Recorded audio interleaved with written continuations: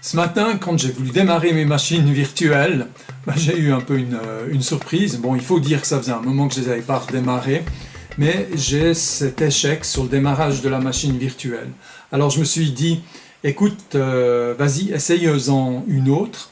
Et je l'ai démarré à son tour, et puis ma surprise, ça a été que bien sûr, j'ai le même message d'erreur.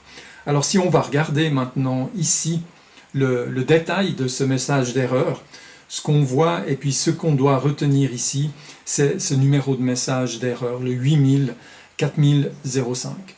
La raison, c'est tout simplement que VirtualBox n'est pas à jour avec la version de Windows. Ici, je suis dans l'environnement Windows 10 et ça nécessite une mise à jour de l'environnement VirtualBox. C'est ce qu'on va voir et c'est ce qu'on va faire. Je suis sur le site de VirtualBox, il n'y a pas de grand mystère, hein. Il faut simplement aller dans la partie Download, et puis maintenant, dépendamment de votre version, il faut télécharger une version ou une autre.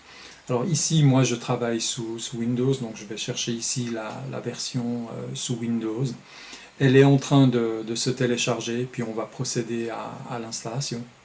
Avant d'aller plus loin dans l'installation, procédez tout d'abord à un backup. Ici, moi je procède de cette manière, j'ai créé un environnement qui s'appelle Backup VM, et puis je copie mes VM avant de faire la mise à jour.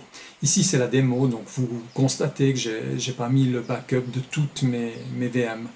Mais avant chaque mise à jour, faire un backup, c'est-à-dire copier tout l'environnement de la VM. Ici on peut voir ce qu'il y a dedans. Il y a bien les fichiers VBox et puis les fichiers VDI avec. Donc bien faire le backup.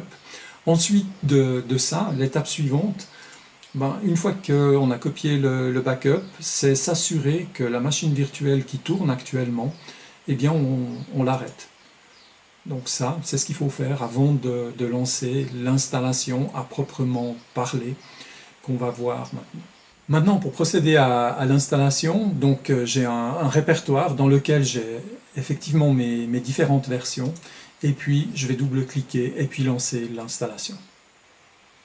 On a donc la page de bienvenue. Là, j'accepte tout comme c'était précédemment déjà le cas, donc je clique sur suivant, et maintenant on démarre l'installation. Voilà, l'installation est terminée. On va pouvoir maintenant dire terminer et lancer VirtualBox. Donc ça a démarré et puis on voit qu'on a le message que un ou deux disques virtuels sont peut-être inaccessibles, donc on peut appuyer sur vérifier. Je ne vais pas le faire ici dans cette étape. Je vais appuyer sur ignorer.